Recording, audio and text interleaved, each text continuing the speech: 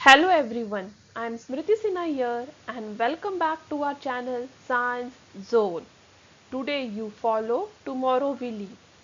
और आप यदि इस चैनल पे नए हो तो प्लीज़ नीचे सब्सक्राइब बटन पर क्लिक करके हमारे चैनल से जुड़ जाइए। हमारे चैनल का टेलीग्राम लिंक, जो टेलीग्राम ग्रुप है उसका लिंक नीचे डिस्क्रिप्शन में है।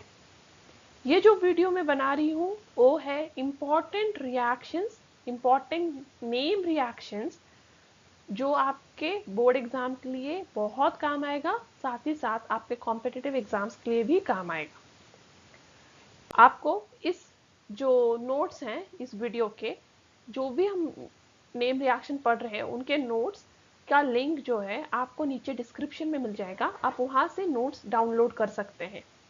तो चलिए शुरू करते हैं। Important name reactions for your board exams. तो पहला नेम रिएक्शन है सैंडमियर रिएक्शन। सैंडमियर रिएक्शन जो है वो आपके अमाइड्स चैप्टर से रिलेटेड है। इसके अंदर जो सैंडमियर रिएक्शन है वो एक्चुअली स्टार्ट होता है डाइजोनियम सॉल्ट से, बट हम यहाँ पे जो है शुरू करेंगे एनिलीन से। तो आप एनिलीन ले लीजिए। Aniline means benzene ring with NH2, it is called as aniline. इस एनिलीन में आप NaNO2 अलॉन्ग विथ HCl डाल दीजिए। यहाँ पे बन जाएगा बेंजीन डाइजोनियम क्लोराइड। तो यहाँ बन रहा है बेंजीन डाइजोनियम क्लोराइड। अब बेंजीन डाइजोनियम क्लोराइड एक बार बन जाए, आप इसमें CuX, अब ये X कुछ भी हो सकता है। आप यहाँ पे क्लोरीन डाल सकते हो, यहाँ पे ब्रोमीन डाल सकते हो, साइनाइड डाल सकते हो, that is nitrile also it is called as. तो आप क्लोरीन, ब्रोमीन, नाइट्राइल कुछ भी यहाँ पे जो है N2 को निकाल के सब्स्टिट्यूट कर सकते हो। तो ये तीनों भी सैंडमियर रिएक्शन के अंडर ही आते हैं। तो अब आपका N2 गैस यहाँ से निकल जाएगा और यहाँ पे आपका X जुड़ जाएगा, जो क्लोरीन, ब्रोमीन या फिर नाइट्राइल हो सकता है। प्लस आपको बाई प्रोडक्ट यहाँ पे मिलेगा CuCl। तो ये है आपका सैंडमियर रिएक्शन। जो सेकेंड नेम रिएक्शन वो है गैटरमैन। इन गैटरमैन रिएक्शन वापस सेम थिंग है, वापस आप लोगे बेंजीन डाइजोनियम क्लोराइड, जो हमने सैंडमियर में लिया था वही बेंजीन डाइजोनियम क्लोराइड, यहाँ पे वापस हमने वही लिया है। बट इसमें इस बार आप दो अलग एडिशन कर सकते हो। देखो, गैटरमैन और सैंडमियर सेम रिएक्शंस हैं, बट सैंडमियर में आपने यूज किया था CuX, गैटरमैन में यूज करोगे कॉपर पाउडर प्लस HCl और कॉपर पाउडर प्लस HBr। ये कॉम्बिनेशन यूज करोगे अलॉन्ग विथ कॉपर पाउडर।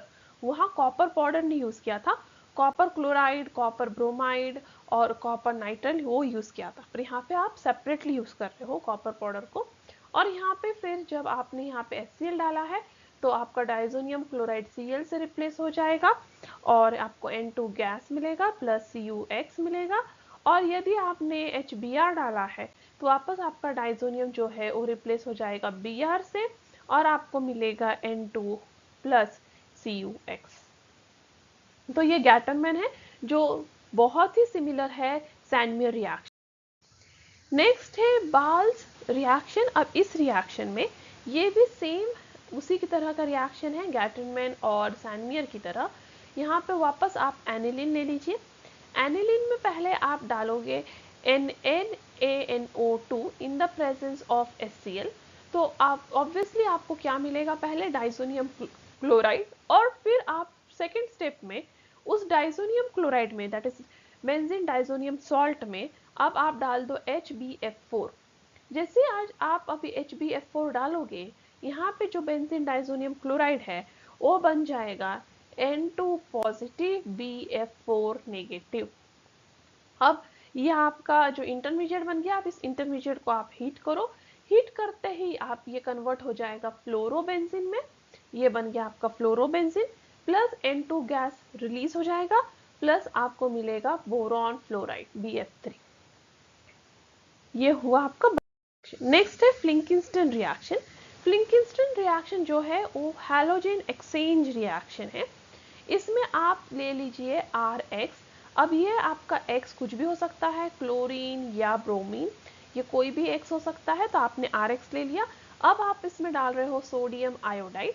जैसे ही आप RX में सोडियम आयोडाइड डालोगे इन the presence of dry acetone, यहाँ ड्राई एसीटोन बहुत इंपॉर्टेंट रोल प्ले करता है, क्योंकि आप यदि यहाँ पे ड्राई कंडीशंस नहीं लोगे, थोड़ा सा भी वाटर होगा तो ये रिएक्शन फर्दर प्रोसीड नहीं होगा।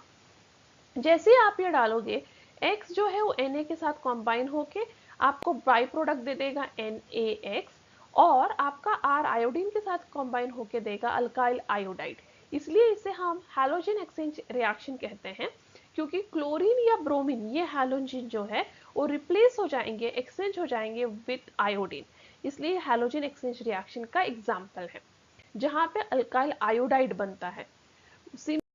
हाइलोजन एक्सचेंज रिएक्शन ये सेकेंड वाला भी है जिसे हम स्वार्ट्स रिएक्शन कहते हैं, ये भी एक हैलोजन एक्सचेंज रिएक्शन ही है। इसमें आप वापस ले लोगे RX, अगेन आपका X क्लोरीन या ब्रोमीन हो सकता है पहले वाले एग्जाम्पल की तरह ही, बट इसमें आप डिफरेंट रिएजेंट्स डाल सकते हो, आप AgF डाल सकते हो, या फिर आपके पास AgF ना हो तो Hg2F2 डाल सकते हो, या आपके पास Hg2F2 ना हो तो SbF3 डाल दीजिए। यदि आपके पास SbF3 भी नहीं है तो COF2 डाल दीजिए, इनमें से कोई भी रिएजेंट यूज कर लीजिए।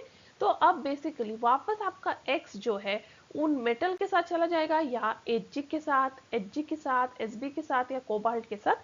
तो आपका मेटल के साथ आपका X जा रहा है, और आपका R जो है फ्लोरीन के साथ कंबाइन होकर अल्काइल फ्लोराइड दे रहा है। तो फ्लिंकनस्टीन रिएक्शन में अल्काइल आयोडाइड बन रहा था, बट स्वार्ट्स रिएक्शन में अल्काइल फ्लोराइड बन रहा है। तो ये हुआ आपका स्वार्ट्स रिएक्शन, ये भी एक हैलोजन एक्सचेंज रिएक्शन ही है। नेक्स्ट है ब्रूट्स रिएक्शन।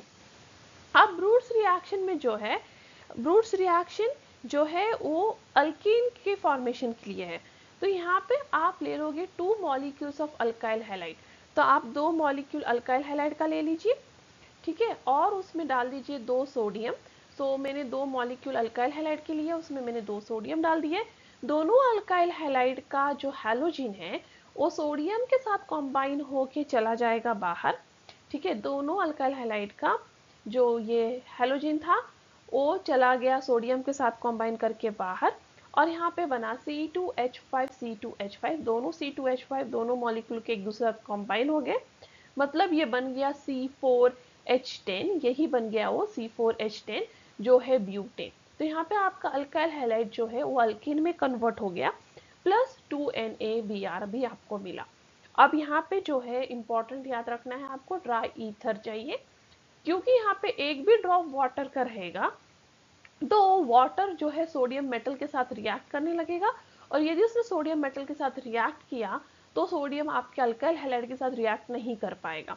तो इसके लिए आपको वहाँ पे ड्राई कंडीशन रखना बहुत जरूरी है, और इसलिए आप ड्राई ईथर यूज कीजिएगा जिसमें अल्काइल हैलाइड जो है वो अल्केन में कन्वर्ट हो जाएगा। तो यह था ब्रूट्स रिएक्शन।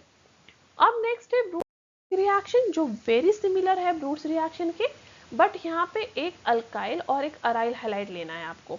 तो यहाँ पे मैं ले रही हूँ एक अल्काइल हैलाइड और एक aryl halide along with 2 sodium metal. तो वहाँ पे हमने दोनों भी अल्काइल हैलाइड लिया था, यहाँ पे एक अराइल लिया एक अल्काइल लिया और सोडियम मेटल डाला है, और ड्राई ईथर कंडीशन भी डाल दिया जिससे सोडियम मेटल एकदम प्योर फॉर्म में रहे, वाटर के साथ रिएक्ट ना करे, इसलिए हम ड्राई ईथर या ड्राई एसीटोन ले लेंगे।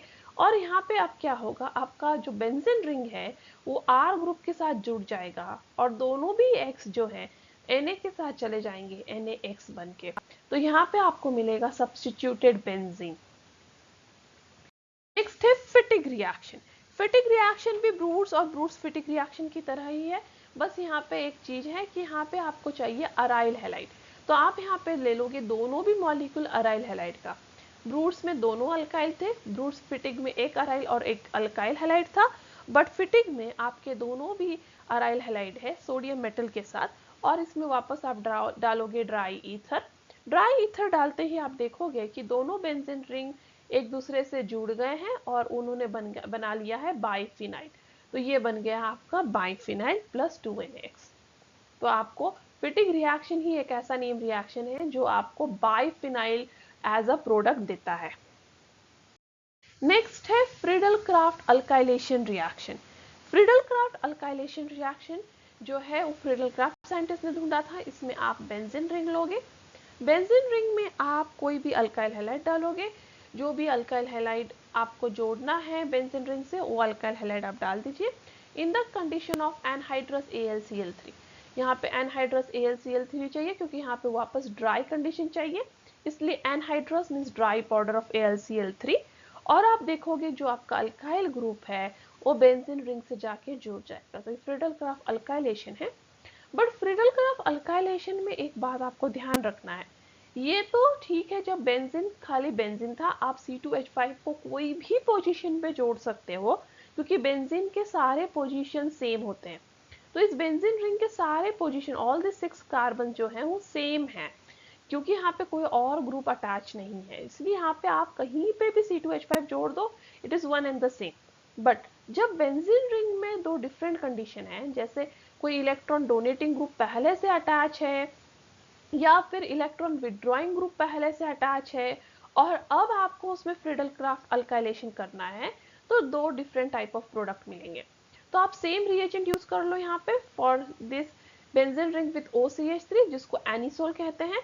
तो एनिसोल मतलब क्या है, इलेक्ट्रॉन डोनेटिंग ग्रुप है वो इलेक्ट्रॉन डोनेटिंग ग्रुप अटैच है। जब भी इलेक्ट्रॉन डोनेटिंग ग्रुप अटैच होता है और हम फ्रीडल क्राफ्ट अल्काइलेशन उसमें करते हैं, तो उस केस में आप क्या करोगे, अल्काइल ग्रुप को ऑर्थो और पैरा पोजीशन पे जोड़ लोगे।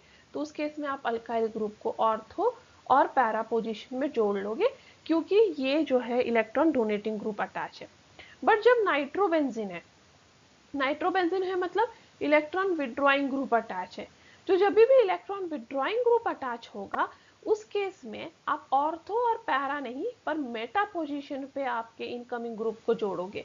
तो उस केस में आप कहाँ जोड़ रहे हो, मेटा पोजीशन में, जब इलेक्ट्रॉन विड्रॉइंग ग्रुप अटैच है। नेक्स्ट है Friedel craft acylation. Friedel craft acylation में आपको असाइल ग्रुप जोड़ना है। तो यहाँ पे आप सेम है अल्काइलेशन जैसा, वहाँ अल्काइल ग्रुप जोड़ा था हमने, मतलब नॉर्मल कार्बन चेन जोड़ा था। अब यहाँ पे हम असाइल ग्रुप जोड़ेंगे। तो हम ले लेंगे CH3 डबल बॉन्ड OCl, ये है हमारा असाइल ग्रुप और ये हम जोड़ने वाले हैं बेंजीन रिंग को, इसलिए इसे फ्रीडल क्राफ्ट असाइलेशन कहते हैं। इसमें आप वापस डाल दीजिए एनहाइड्रस AlCl3 और असाइल ग्रुप को वापस जोड़ लीजिए आप बेंजीन रिंग के साथ। तो आप बेंजीन रिंग में क्या जोड़ रहे हो, acyl group.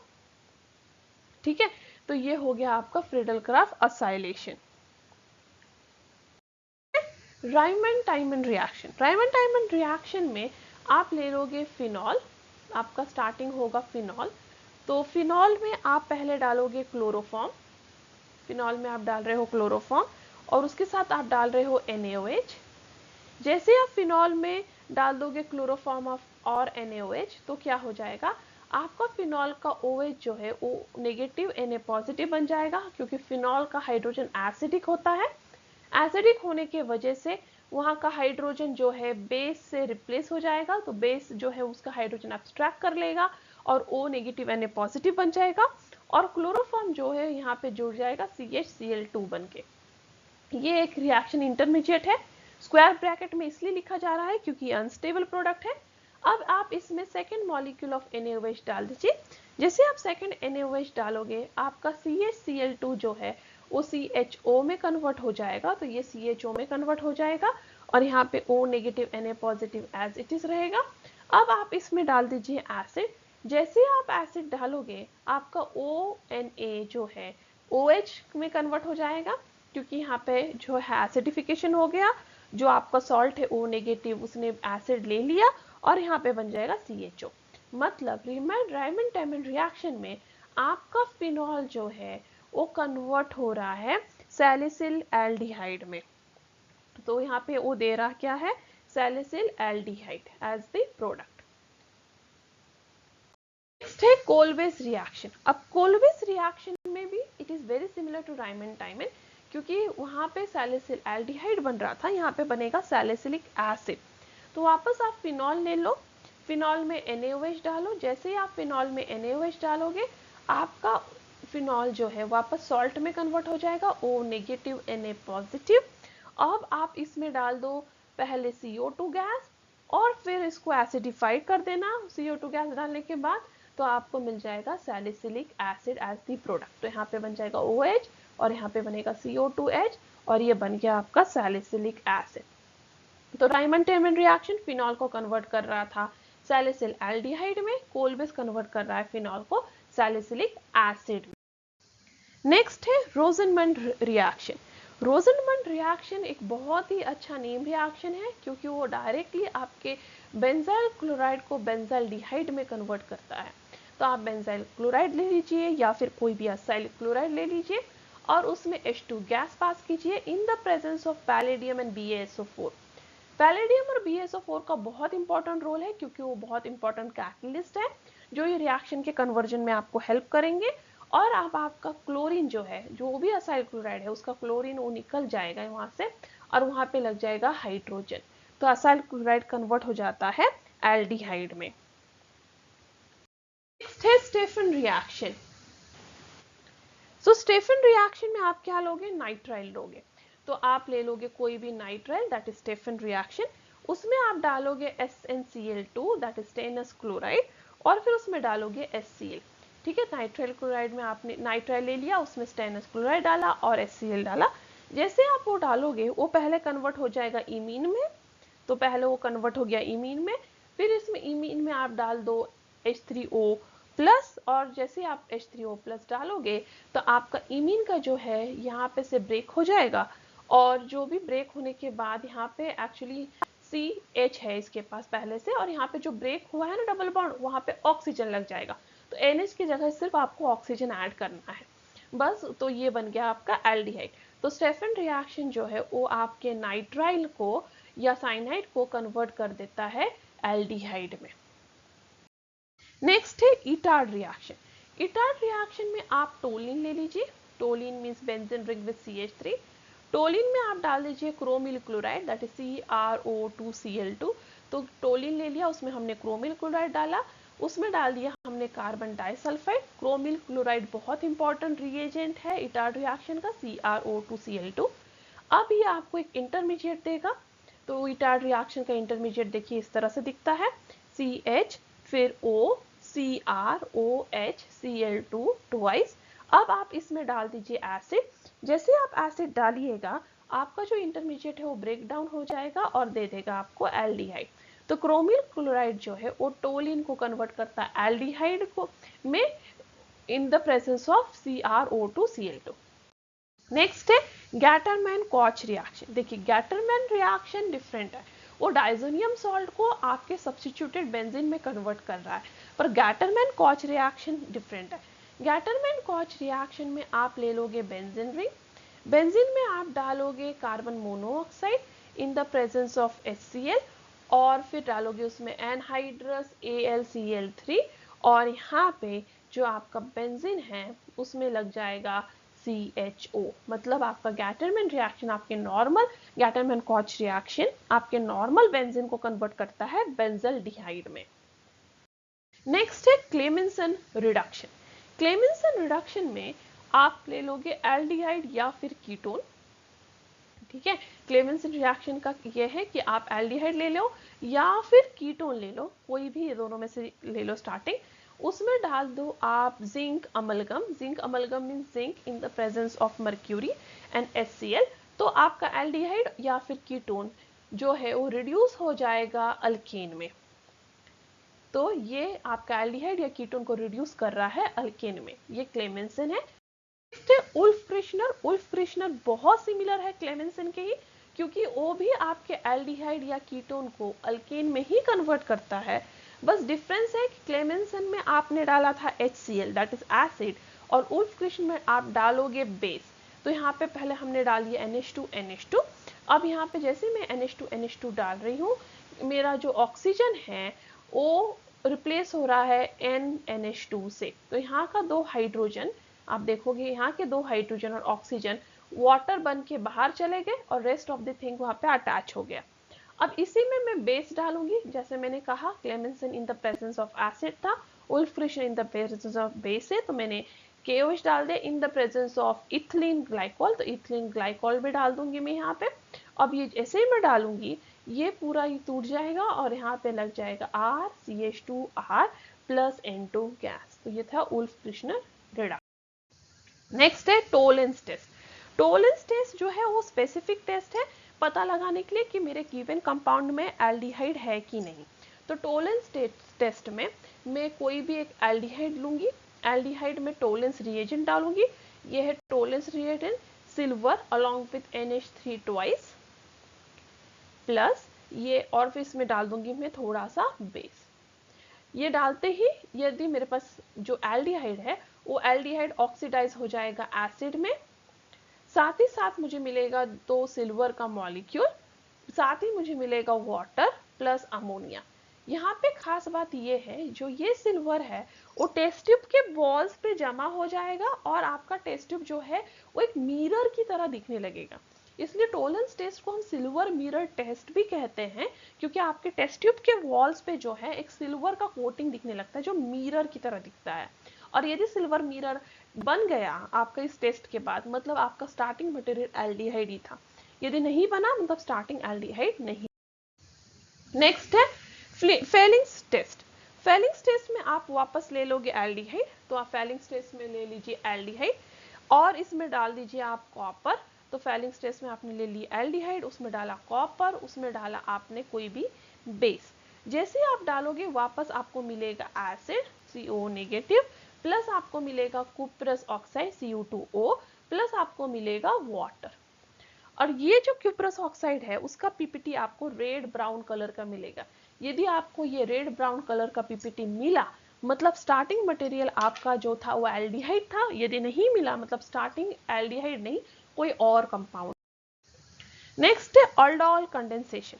Aldol condensation very special reaction है उन कंपाउंड्स के लिए जिनके पास अल्फा हाइड्रोजन होता है। अब अल्फा हाइड्रोजन क्या होता है, तो आप कोई भी एल्डिहाइड या कीटोन ले लीजिए, उसका जो मेन कार्बोनिल कार्बन है उसके बगल के कार्बन को हम कहते हैं अल्फा कार्बन, और इस अल्फा कार्बन के पास यदि हाइड्रोजन है तो उसे हम कहते हैं अल्फा हाइड्रोजन। और कोई भी एल्डिहाइड या कीटोन जिसके पास ये अल्फा हाइड्रोजन होता है वो ये अल्डोल कंडेंसेशन दिखा पाएगा। तो आप एल्डिहाइड या कीटोन ले लीजिए जिसके पास अल्फा हाइड्रोजन है, उसमें डाइल्यूट NaOH डाल लीजिए। जैसे आप डाइल्यूट NaOH डालोगे, ये दो मॉलिक्यूल आपने एल्डिहाइड और कीटोन के लिए थे, दोनों सिमिलर मॉलिक्यूल हैं, ये दोनों एक दूसरे के साथ जो है जुड़ जाएंगे, इसलिए उन्हें कंडेंसेशन कहते हैं। कंडेंसेशन मतलब जुड़ जाना, उस इस तरह से जुड़ जाएंगे। ये पहला आपका एल्डिहाइड वाला मॉलिक्यूल है, आप देख लीजिए 3 हाइड्रोजन 2 कार्बन और यहाँ पे दूसरा हाइड्रोजन और ऑक्सीजन, ठीक है, और यहाँ पे एक एक्स्ट्रा हाइड्रोजन आ चुका है। उस तरह से ये पहला मॉलिक्यूल है। इस पहले एल्डिहाइड के मॉलिक्यूल को दूसरा एल्डिहाइड का मॉलिक्यूल इस प्रकार से जुड़ जाएगा, तो ये दूसरा एल्डिहाइड का मॉलिक्यूल जुड़ गया पहले वाले एल्डिहाइड मॉलिक्यूल को। अब इस एल्डिहाइड में ये अल्फा कार्बन है कार्बोनिल के नेक्स्ट, और उसका बगल अल्फा का भी बगल है बीटा। अब बीटा कार्बन से OH और अल्फा कार्बन से एक हाइड्रोजन बाहर चला जाएगा और आपको मिलेगा अल्फा बीटा अनसैचुरेटेड एल्डिहाइड। तो ये है आपका अल्फा बीटा अनसैचुरेटेड एल्डिहाइड जो अल्डोल कंडेंसेशन का फाइनल प्रोडक्ट है। याद रखें यहाँ पे हमने दोनों स्टार्टिंग वाला एल्डिहाइड या कीटोन सेम लिया था।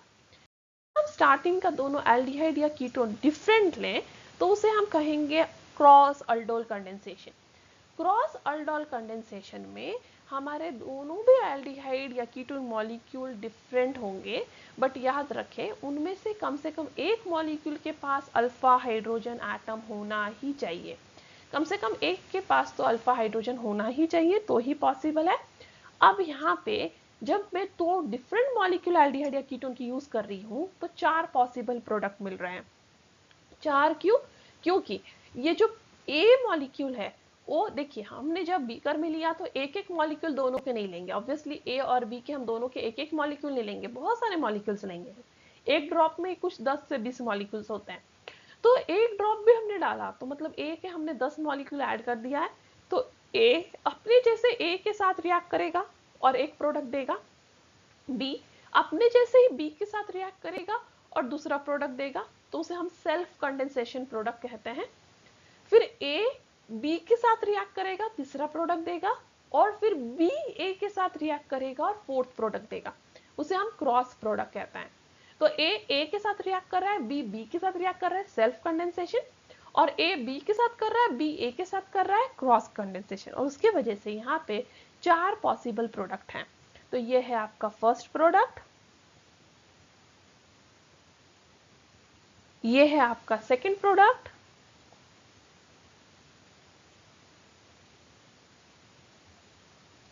ये है आपका थर्ड प्रोडक्ट,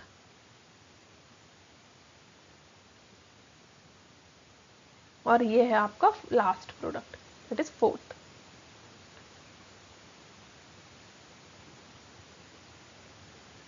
तो ये 4 प्रोडक्ट्स हैं आपके अल्डोल क्रॉस कंडेंसेशन। नेक्स्ट है कैनिज़ेरोस रिएक्शन। अब कैनिज़ेरोस रिएक्शन में आप 2 मॉलिक्यूल ले लीजिए एल्डिहाइड या कीटोन के जिनके पास अल्फा हाइड्रोजन नहीं होना चाहिए। जैसे इस मॉलिक्यूल में ये कार्बोनिल कार्बन है, इसके बगल में कोई कार्बन ही नहीं है, मतलब कोई अल्फा कार्बन ही नहीं है।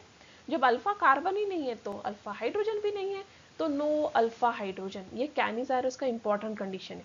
यदि कैनिज़ेरोस में अल्फा हाइड्रोजन हुआ तो वो अल्डोल प्रोडक्ट दे देगा, कैनिज़ेरोस नहीं। अब इसी में आप बेस डाल दीजिए NaOH या KOH। आपने 2 मॉलिक्यूल ले लिया है एल्डिहाइड या कीटोन का, तो एक मॉलिक्यूल आपको देगा अल्कोहल और दूसरा मॉलिक्यूल आपको दे देगा एल्डिहाइड, सॉरी एसिड। तो एक पहला मॉलिक्यूल दे रहा है आपको अल्कोहल, दूसरा मॉलिक्यूल आपको दे रहा है एसिड। अब ये एसिड दिख नहीं रहा है, ये सॉल्ट है, इसमें आप H+ डाल दीजिए और H+ डालते ही आप देखोगे कि आपको आपका एसिड मिल गया। तो ये कैनिज़ेरोस रिएक्शन। नेक्स्ट है कोलवेज इलेक्ट्रोलिसिस। कोलवेज इलेक्ट्रोलिसिस में आप 2 मॉलिक्यूल ले लोगे कार्बोक्सिलिक एसिड के सॉल्ट का। तो ये कार्बोक्सिलिक एसिड है और ये उसका सॉल्ट। तो ये कार्बोक्सिलिक एसिड का सॉल्ट ले लिया हमने, इसमें हम 2 मॉलिक्यूल वाटर का डालेंगे, फिर इधर हम इलेक्ट्रोलिसिस शुरू कर देंगे। ये एक इंस्ट्रूमेंट में हम इलेक्ट्रोलिसिस कर रहे हैं, इलेक्ट्रिसिटी पास कर रहे हैं। अब ये दोनों जो CH3 है, 2 हमने लिया ना मॉलिक्यूल, दोनों CH3 आपस में जुड़कर हमें दे देंगे इथेन, C2H6 दे दिया, प्लस हमें साथ में मिलेगा 2 CO2 गैस मॉलिक्यूल, प्लस हमें H2 गैस मिलेगा, प्लस हमें 2 NaOH बेस मिलेगा। ये कोलवेज इलेक्ट्रोलिसिस हुआ। नेक्स्ट है हेल-वोलार्ड-ज़िंक्ली रिएक्शन। हेल-वोलार्ड-ज़िंक्ली रिएक्शन में हम RCH2 CO2H लेंगे। यहाँ पे वापस हमें अल्फा कार्बन पे कॉन्सेंट्रेट करना है, ये कार्बोनिल कार्बन है, उसका नेक्स्ट कार्बन अल्फा कार्बन है। यहाँ पे वापस अल्फा कार्बन के पास हाइड्रोजन है जिसे हमें निकालना है बाहर, तो उसे निकाल के हमें X लगाना है। उसके लिए हमने रिएजेंट यूज किया है X2 in the presence of red phosphorus, और फिर ऐड किया वाटर। जैसे हमने वाटर ऐड किया, हमारा अल्फा हाइड्रोजन एक रिप्लेस हो गया गिवन X से, और हमें मिल गया ये प्रोडक्ट अल्फा हैलो एसिड। इसे कहते हैं अल्फा हैलो एसिड, क्योंकि अल्फा कार्बन पे हैलोजन अटैच है, इसलिए अल्फा हैलो एसिड। नेक्स्ट है Gabriel phthalimide synthesis. Gabriel phthalimide synthesis primary amine का सिंथेसिस है, जिसमें हम पहले लेते हैं थैलामाइड। तो ये है आपका थैलामाइड,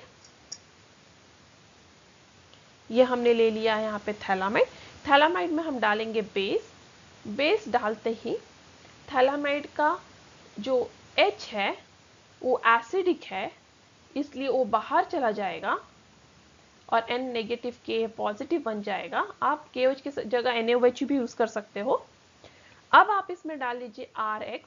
RX डालते ही N जो है आपका N नेगेटिव, वो R को ले लेगा अपने पास, क्योंकि R इलेक्ट्रोपॉजिटिव है, मतलब वो इलेक्ट्रोफाइल है, और N न्यूक्लियोफाइल है, इसलिए उसने R को ले लिया और KX सॉल्ट बन के बाहर चले गए। अब ये जो बना है, इसमें आप वापस सेकेंड मॉलिक्यूल ऑफ KOH या NaOH डाल दीजिए। तो जो आपका ऊपर वाला जो थैलामाइड था, अल्काइल थैलामाइड कह सकते हो, N सब्स्टिट्यूटेड वाला थैलामाइड, वो जो है वो ब्रेक डाउन हो जाएगा और वो आपको देगा O negative Na positive, O negative Na positive. 2 molecule base का लेना है। तो यहाँ पे ये जो बेसिकली ये वाला बॉन्ड है, ये दोनों के ब्रेक हो गया, यहाँ पे लग गया ONA दोनों तरफ, और जो बचा है R, वो दोनों H जो बचे हुए हैं उसके साथ चला जाएगा। ठीक है, तो यहाँ पे बनेगा RNH2। तो आपका जो N है वो दोनों H यहाँ से ले लेगा और RNH2 that is primary amine बना देगा, और बाकी ग्रुप सॉल्ट बन के बाहर निकल जाएंगे। नेक्स्ट है Hoffmann bromide degradation reaction. Hoffmann bromide degradation reaction में आप पहले ले लोगे कोई अमाइड। ये ले लिया मैंने एक अमाइड। अमाइड में मैं डालूंगी ब्रोमीन, और फिर उसके साथ डालूंगी NaOH। कभी कभी एग्जाम में आप Br2 NaOH कॉम्बिनेशन की जगह पे आप NaOBr भी देख सकते हो। देखिए NaOBr या फिर Br2 विथ NaOH दोनों भी सेम रिएजेंट है और दोनों भी हॉफमैन ब्रोमाइड डिग्रेडेशन रिएक्शन ही देते हैं। अब इसे आप जब रिएक्ट करवाओगे तो आपको मिलेगा प्राइमरी अमाइन प्लस आपको मिलेगा Na2CO3 प्लस आपको मिलेगा 2NaBr प्लस मिलेगा वाटर।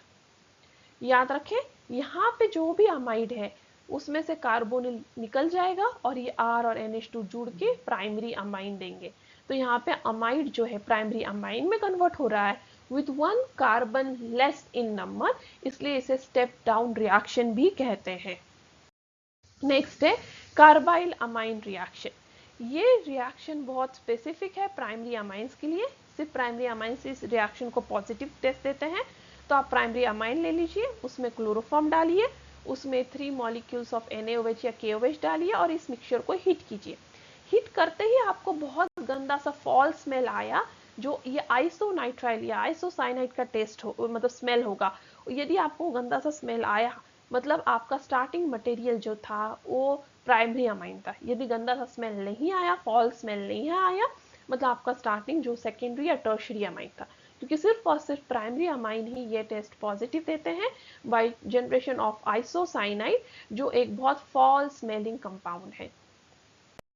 नेक्स्ट है हिल्सबर्ग टेस्ट। हिल्सबर्ग टेस्ट जो है ये भी वेरी स्पेसिफिक टेस्ट है, जो सिर्फ प्राइमरी और सेकेंडरी अमाइन ही पॉजिटिव देते हैं। टर्शरी अमाइंस ये टेस्ट नेगेटिव देते हैं। तो हिल्सबर्ग टेस्ट में आप ले लीजिए बेंजीन सल्फोनिल क्लोराइड, ये हिल्सबर्ग रिएजेंट है जिसका नाम है बेंजीन सल्फोनिल क्लोराइड। अब आप इसमें प्राइमरी अमाइन या फिर सेकेंडरी अमाइन ले लीजिए तो आपको प्रोडक्ट मिल जाएगा। टर्शरी अमाइन ये रिएक्शन नेगेटिव देंगे, क्योंकि टर्शरी अमाइन में नाइट्रोजन के पास खोने के लिए कोई हाइड्रोजन नहीं होता, तो यहाँ पे वो टेस्ट नेगेटिव आ जाएगा और ये बन गया आपका प्राइमरी अमाइन का प्रोडक्ट, जो बेस में सॉल्यूबल होगा और वो बता सकता है कि आपका प्रोडक्ट फॉर्म हो चुका है और आपका गिवन कंपाउंड जो है वो प्राइमरी अमाइन। नेक्स्ट है कपलिंग रिएक्शन। कपलिंग रिएक्शन में आप ले लोगे बेंजीन डाइजोनियम क्लोराइड। तो बेंजीन डाइजोनियम क्लोराइड को बस मैं एक अलग फॉर्म में लिख रही हूँ, है तो ये बेंजीन डाइजोनियम क्लोराइड ही जो हमने सैंडमियर और गैटरमैन रिएक्शन में यूज किया था। इसमें मैंने डाल दिया है फिनॉल। जैसे ही मैं फिनॉल डाल रही हूँ और फिर बेस डाल रही हूँ, मेरे बेंजीन वाले दोनों रिंग्स जो हैं वो आपस में जुड़ रहे हैं, कपल हो रहे हैं। ठीक है, वो कपल डाउन हो गए ऐसे इस तरह से और उन्होंने बना लिया ये कपल्ड प्रोडक्ट और साथ में मिला मुझे Cl नेगेटिव प्लस वाटर। तो इस तरह से हमने जो 12th बोर्ड में जो भी इंपॉर्टेंट नेम रिएक्शंस हैं वो हमने सारे कवर कर लिए हैं। इसी तरह से मैं हर एक चैप्टर का इंपॉर्टेंट फ्लो चार्ट रिएक्शंस के और इंपॉर्टेंट फॉर्मूले फिजिकल रिएक्शंस के वो सब लेकर आऊंगी आगे। तो मेरे बने रहने के लिए बहुत बहुत थैंक यू। यदि आपको किसी तरह का डाउट है तो आप मुझे asiadout04@gmail.com पे पूछ सकते हो, बता सकते हो। यदि आप मुझे सपोर्ट करना चाहते हो तो आप मुझे कोई भी एक अमाउंट पे कर सकते हो गूगल पे नंबर पे, ये मेरा गूगल पे नंबर स्क्रीन पे है, तो आप मुझे पे कर सकते हो और सपोर्ट कर सकते हो। और मेरे चैनल को जरूर सब्सक्राइब कीजिए। देखिए पे करना जरूरी नहीं है, वो आपकी खुद की इच्छा है, आपको मेरा वीडियो अच्छा लगा हो तो। पर यदि आपको मेरे चैनल पे जुड़े रहना है तो प्लीज सब्सक्राइब तो जरूर कीजिए, मेरे वीडियो को लाइक कीजिए। And that's all for today. Thank you.